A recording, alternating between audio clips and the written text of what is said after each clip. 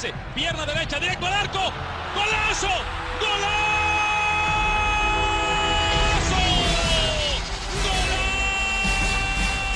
The world of football with a soccer perspective. This is Soccer Today with Duane, Rollins and Kevin Laramee, live on the Sports Podcasting Network. Good day, good night, and welcome to Soccer Today for Tuesday, September 18th, 2018. The Champions League is back. Yes.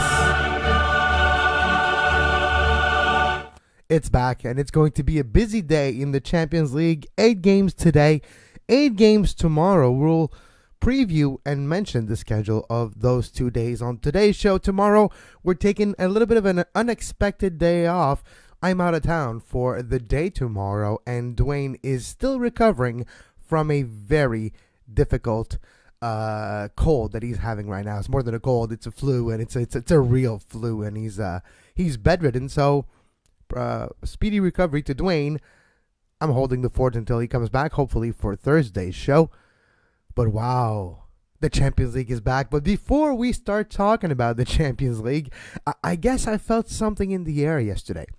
I was talking about Michael Stahre yesterday and the possibility of changes with the Earthquakes, San Jose Earthquakes, after the season. Well, I guess someone was listening to the show and decided to do it. Now, Michael Stahre is out as head coach of the San Jose Earthquakes and replaced by assistant coach Ralston for the remaining 6 games of the season, while Alex Cavallo will serve as an assistant on Ralston's staff as well. The Earthquakes have begun their search for a permanent head coach. Here is the statement by General Manager Jesse Fioranelli. I would like to thank Michael and Alex for their hard work and professionalism this season, said Earthquakes General Manager Jesse Fioranelli. Michael has qualities both as a person and a coach that will be missed by players, staff, and the front office alike. We felt we needed a change and decided that the 6 remaining games represent an opportunity for all of us to begin heading in a new direction and to evaluate our options actively with a single goal in mind, to strengthen our first team for the upcoming season and beyond. It was a tough year for the Earthquakes so far. 20 points, a league low 20 points, 4 wins only for the Earthquakes this year, and a few moments of WTF as well for Michael Stahre and the Quakes. Just go back a few months ago, the famous, now infamous game and decision in Montreal. You can look on our archives of our YouTube page where I did a special show late that night because I was getting so many messages from people in San Jose. Said, what the heck happened, Kevin? What happened in Montreal? What happened with the sub and the sub for the sub, and then the arguments on the sideline? And so I made a special show, and on that show I was like, well, I wouldn't be surprised if come Monday morning he's not there anymore. It took a few months more than anticipated, but it happened. Michael Stahre and assistant Alex De Crook are out as head coach and assistant manager of the San Jose Earthquakes. There's going to be a big roster overhaul as well for the Earthquakes. Who knows where Wondolowski will play, if he'll continue to play next year. You can bet that he'll play the next 6 games. He'll probably start. They'll do whatever they can in their options to make sure that Chris Wondolowski has a shot of breaking Landon Donovan's all-time goal-scoring record in Major League Soccer. But this is not a surprising move. The timing, sure, there was 6 games left. They could have rode the Stahre wave of another 6 games. What would have been the difference? They're probably going to finish last in the Western Conference and the whole league anyways. But for me, it was the camel. Well, it was a straw that broke the camel's back, as we say. Kansas City 5, San Jose 1, a tough defeat. And this was enough. This season has been difficult for San Jose Earthquakes fans. Not only is the results not there, the way the team played is not enticing to the fans. Assistants have been dwindling. To be fair, they've never really been that strong at Avaya Stadium, and it's been a struggle since the opening of that stadium and the Buckshaw was Buckshaw, right? It was terrible, and it was like not even. We're not going to get there, but you want a rise of the momentum of the franchise, of the club in your market. And for me, this is not just on Michael Stahre, not just on Alex de Crook. It is on Jesse Fioranelli, the general manager of the team, but it's on the owner's part too. We've talked about this before on this show, the lack of investment, not just on the players, but on everything surrounding the promotion, the marketing, the feel of that team, the importance of that team in its own market. It's barely relevant, and they have a potential to be really big. One of the most populated area in the entire United States, the San Francisco Bay Area, San Jose, Oakland, San Francisco, and every town between San Mateo, Santa Clara, and so on. And there's a big place there for soccer. Soccer is a very popular sport by players over there. It's an amazing part of town and an amazing part of the country. I have to say, I've been to the Bay Area once a few years ago, and it was quite impressive. It's stunning. The weather's amazing. It's beautiful. It has a lot of potential, and that potential always feels untapped to me. The way the owners themselves treat the Earthquakes, and I truly feel this has the potential to be a big club, a big franchise in this league if they would treat it accordingly. If they would use what they have to make sure that this could be very impactful. The amount of big companies in the Silicon Valley area that could be of help to this franchise is unheard of. Like, come on, do something. Go to Palo Alto, get Facebook to be on your jersey. There's a lot that can be done if you treat this franchise the way it should be treated. It could be a crown jewel of Major League Soccer, but it isn't until now. It's not treated as such. It's treated as an afterthought. Fans are starting to treat this as an afterthought, and I think it's really a shame. Now, will we see a 180 degrees change coming to next year? Maybe not. It's going to take a long time. It's going to take moves from the front office to gain the confidence of the fans back, to gain confidence of players. Because let's face it, you want to attract good players. You want to make sure that in the next transfer window, you're relevant and you're enticing for players to decide to join your camp. It's not right now. It's not even close. So if San Jose, first of all, want to be a relevant sports entity in its own market with its fan base, and then with players to attract good players, they'll need a different mentality. Yes. They'll need a new coach, obviously, because they're looking for a permanent head coach now. And, of course, it's Tuesday morning. Who are the favorites, you would say, for a head coach position? That's fascinating, yes. Who? There's a few names that have been bantering around Major League Soccer now. The Mark Dos Santos assistant in LA could get a shot. Maybe this could be a good position, but he might be touted in other places in Major League Soccer too. Thierry Henry's not going to San Jose. Let's forget that right now. If you're San Jose, do you go with Miguel Herrera, former Mexican national team coach and Club America coach? Or there's a lot of options out there.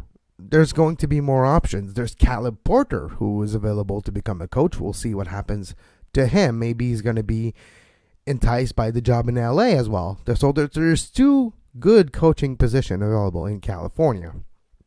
And it's a nice place to be. If I was a coach, I would move to California in a heartbeat. And probably more the Bay Area than LA. Why? First of all, because I don't like traffic. Second of all, because it's freaking warm in LA. And it's a bit better in the Bay Area. And I'm a cyclist, so I would love to cycle around the rolling hills of Davis and the Bay Area. But that's just me. That's just my personal preferences. If I'm a coach, what would make me want to join the Earthquakes right now? Not a whole lot. Not a whole lot. There's a nice stadium. That's it. There's a long bar at the stadium. And for now, this is what this club is still known for. So until there's a change of mentality from the top down, because it starts at the top. And the people at the top, just if you're an Ellie, for one instance, has to look behind his shoulder now, because they're not delivering the goods.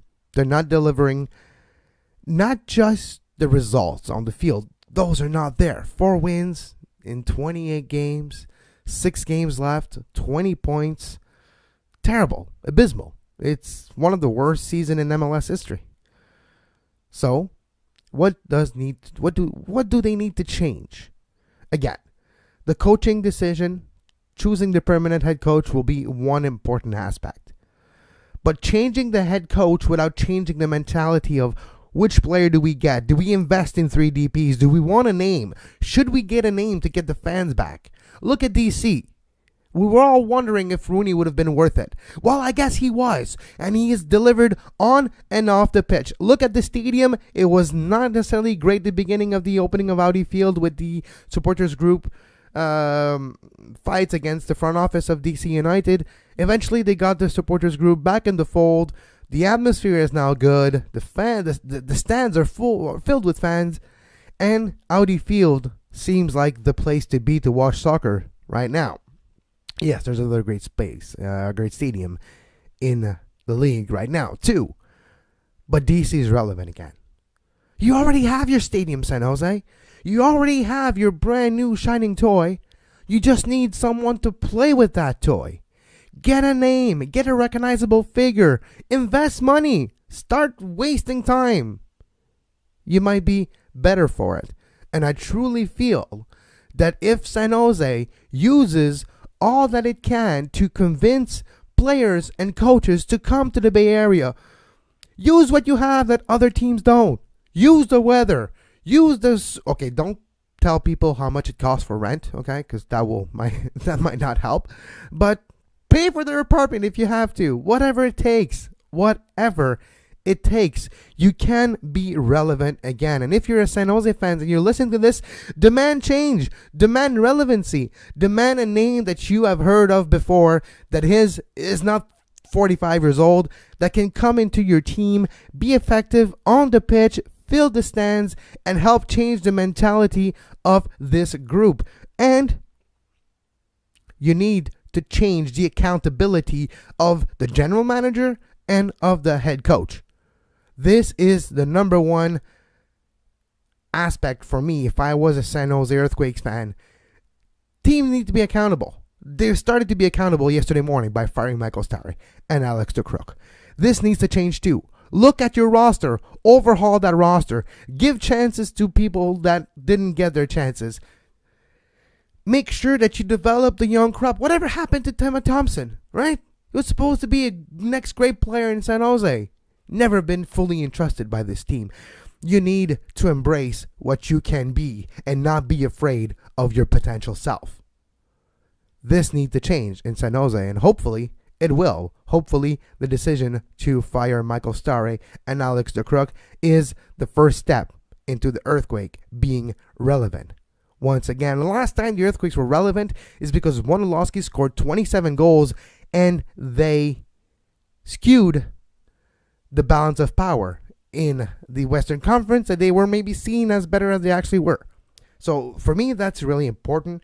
And if you're a fan of this franchise, demand accountability right now. Demand change and demand a product that you can get behind on the field. Enough of me ranting. You know what starts today? You know what starts today.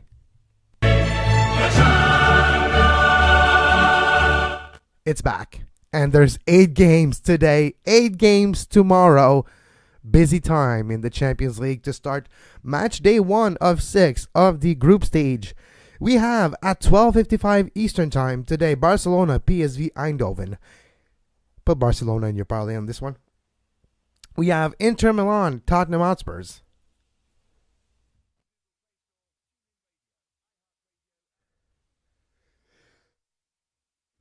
Apologies, that's what happens when you still have a cold for the last 3 weeks. Inter Milan, Tottenham Hotspurs at 12:55 p.m. Eastern today as well. Moving on to 3 p.m. this afternoon, Club Brugge versus Dortmund. Schalke 04 versus Porto. Monaco, Atletico Madrid. That one's fascinating. Liverpool, PSG. That one's amazing. An amazing matchup on match day 1 in the Champions League group stage. Liverpool and Paris Saint-Germain. Red Star Belgrade versus Napoli at 3 p.m. this afternoon.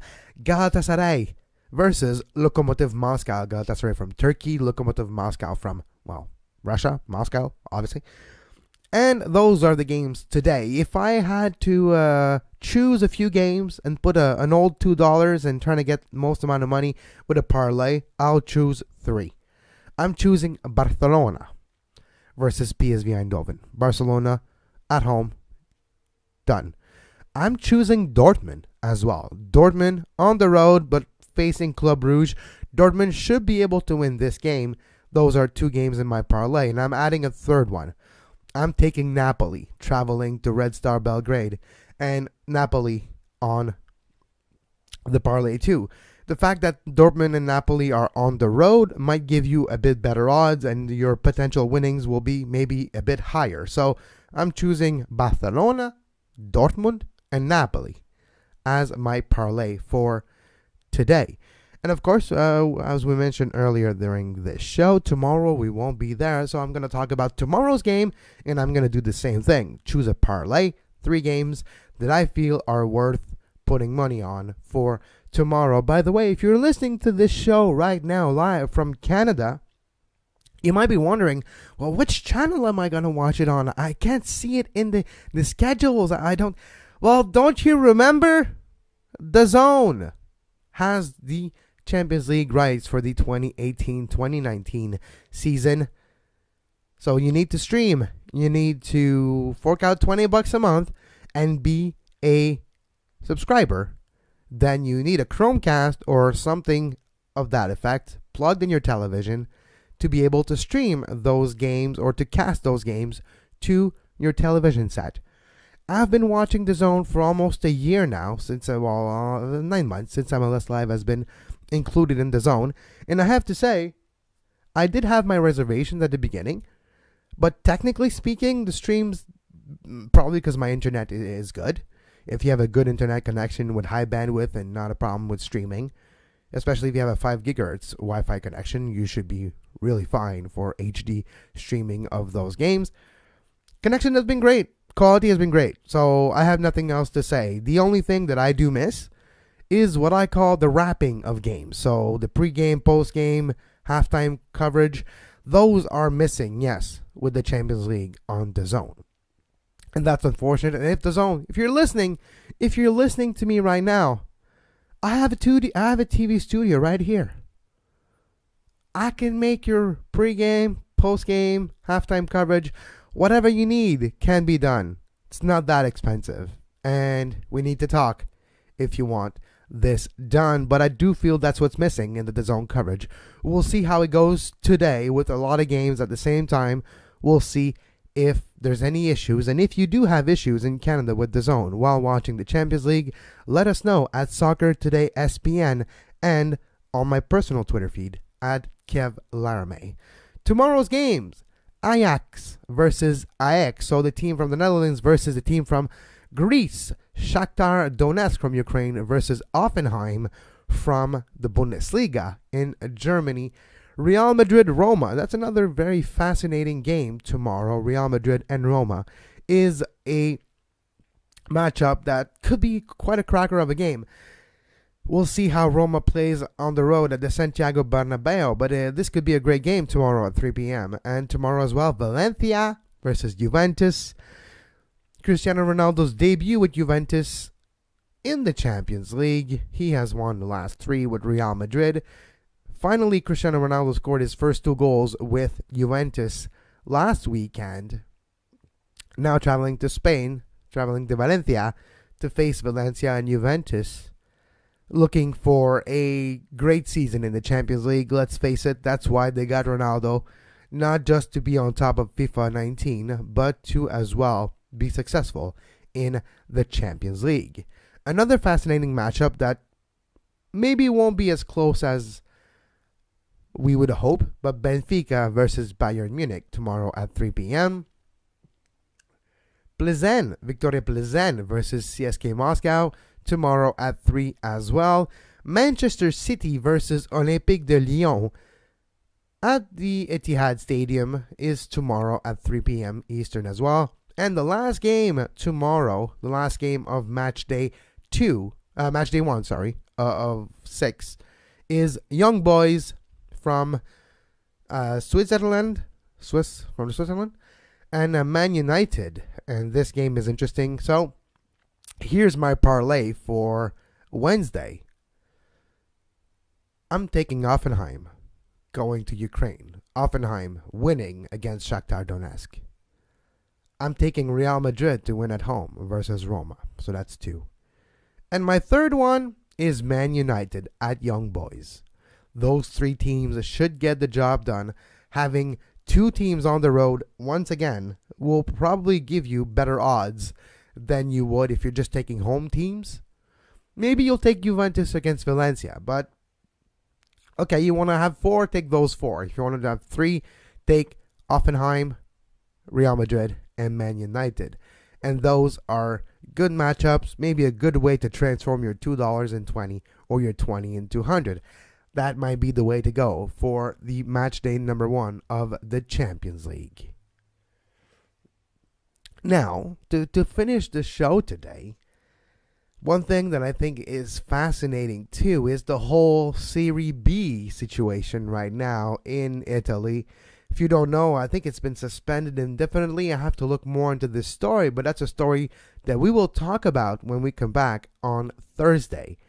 We'll give a look at what happened in England as well on last weekend. The only thing I want to say right now is, Chelsea, 5 wins. Liverpool, 5 wins. It's looking pretty good for a few teams in the Premier League. Will those teams continue to do well in Europe this week? That's the question. Chelsea is not in the Champions League this year, but they are in Europa League. So we'll see for Thursday. We'll see if the English team in the Champions League can do better this year.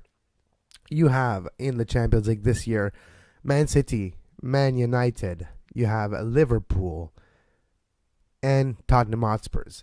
Tottenham is not having the best the beginning of the season, and they're traveling to Milan to face Inter Milan today. That might be the closest game involving an English team in Europe, at least in the Champions League. So we'll see what the results of that game is to understand the level of where each team is versus their rival. Liverpool PSG should be a cracker of a game. Let's face it. Paris Saint-Germain traveling to Anfield is it might be difficult. It won't be easy. And there's controversies. Who's going to be in the goal? The head coach Tuchel is having a little bit of a hard time managing egos of this team right now. But I have to say, I don't know if you missed this, but this weekend, PSG unveiled their new collection of Jordan kits and Jordan swag. Jordan, oh man, it looks beautiful. Black and white. You have the Jordan on one side, the black and white PSG crest on the other. Yeah, on est Paris. We are Paris. And this looks so beautiful. And hopefully, I can get my hands on one of those. It's almost all gone, so that will not be easy. But let's face it, we'll try to get one of those amazing hat. Or, well, I really like the third kit. They have the Jordan kit where black and white and Jordan and the black and white crest. It just looks beautiful. It's simple. It's classy. It's timeless. I wish I can get one of those for my collection. Hope you enjoyed the show today. As always, you can follow us on social media at 24th Minute for Duane Rollins, who is sick right now, at Kev Laramee for me. You can follow the show at Soccer Today SPN and the network at SportsPodNet. If you enjoy what we do, please consider supporting us on Patreon. Patreon.com/sportspodcastingnetwork. $2, $5 a month goes a long way and help us dedicate more time to the shows, helps us continue to improve the production values of the shows, and continues to motivate us to continue to bring you more coverage. And if you donate $2 and more, every month to our Patreon page, you'll get access to the Two Side Dude Soccer Podcast, a Canadian soccer only exclusive show for patrons. And we'll be back with this later this week. As soon as Duane is feeling better, we'll record the next edition of the Two Side Dude Soccer Podcast. And it is going to be fascinating with the Canadian Premier League trials happening across the country in 2 weeks during Laval. It will be interesting. I'll try to get my my eyes on the tries there. It's not going to be easy because apparently it's behind closed doors. But why not? Why not? Kent PL, let me come in. Let me watch the trials. I'm fascinating to see the level of the tryouts, and I want to see that happen. It is going to be a fascinating time over the next year in Canadian soccer with the rise of the Canadian national team, women and men, World Cup next year, Women's World Cup next year, and the Canadian Premier League debut next year. Make sure you give us a $2 a month pledge to get access to this exclusive show. And as always, you can find the podcast version of this show anywhere you get your podcasts. Look for Soccer Today, look for SPN, the Sports Podcasting Network, and you will find this show. You like to listen to the video portion where you can see my face and the studio, our nice little blue studio here. Well, make sure you subscribe to our YouTube page. Just click the big subscribe button right underneath, right here, right now, and click on the notification bell to make sure you are notified every time we go live. As always, that is the tradition. Until next time, my name is Kevin Laramee, and have a great soccer. You can find the podcast version of all the shows we do on iTunes, Apple Podcast, Google Play Store, TuneIn Radio, iHeartRadio, and anywhere you get your podcast.